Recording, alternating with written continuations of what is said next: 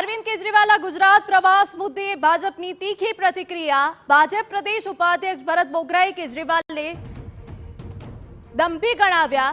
ચૂંટણી આવે ત્યારે કેજરીવાલને ગુજરાતની યાદ આવે છે તેવું જણાવ્યું। અરવિંદ કેજરીવાલનો ગુજરાત પ્રેમ નહીં, ચૂંટણી પ્રેમ છે। અરવિંદ કેજરીવાલ એન્ડ ટીમ ભ્રષ્ટાચારી અને દંભી હોવાની વાત કહી।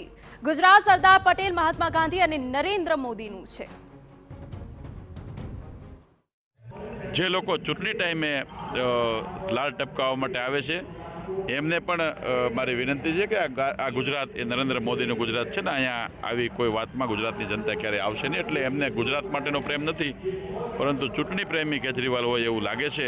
તો આ કેજરીવાલ ભ્રષ્ટાચારી છે, દંભી છે અને કહેવાનું કંઈ કરવાનું કંઈ, આ પ્રકારની હજારને પહેલાં એમણે જેને કહેવાય કે વિશ્વાસઘાત કર્યો